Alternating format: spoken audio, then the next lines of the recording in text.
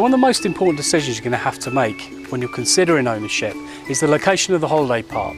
And this is an area you really want to give a lot of time and consideration to.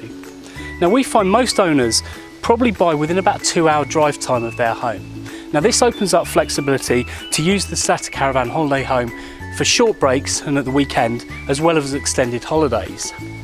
Now, when you look at the area, you also need to think obviously that you're going to be returning. So does it have attractions? Does it have a good beach? Good forest walks? Things that are going to make you want to keep returning and returning and returning.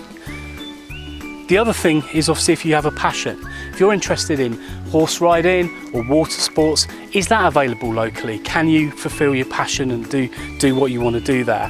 And I think taking some time at that stage to make a list of what's important to you before you start viewing parks is time well spent.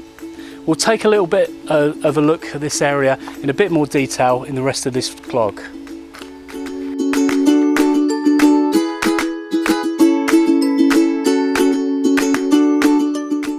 So once you've found your perfect location, it's now time to look at specific holiday parks. Now you can gather a lot of information online from websites such as our own, and we can give you lots of information and pictures about the park. But if you're considering ownership, you really need to have a look and get down to the park and feel what it's really like.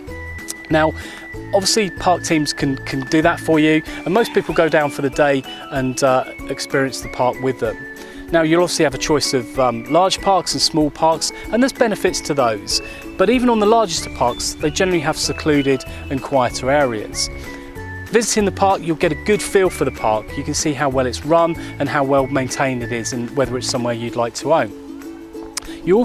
We encourage a lot of people to maybe talk to some owners, spend some time, talk to owners, see what they like about the park and what they get out of ownership there.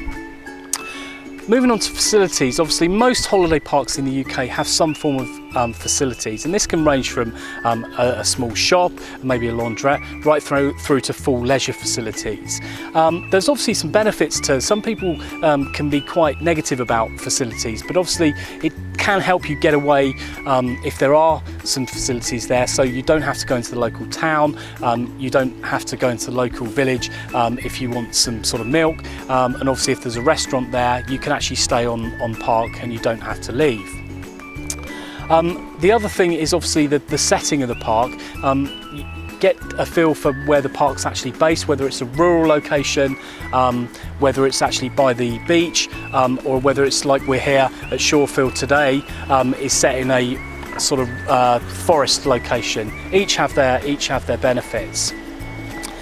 Looking at the park as well, you'll be able to see what the direct access, so we looked at location before, but you can see the actual direct access that you'll have to the local environment. And looking at Shorefield, a map of Shorefield here, you can see one of the benefits of this park is you've got lots of access for dog walks straight into the forest. We're near the beach, but immediately you can see from the park that you're straight into the forest from there. So you can pick up all these things with a good quality park visit.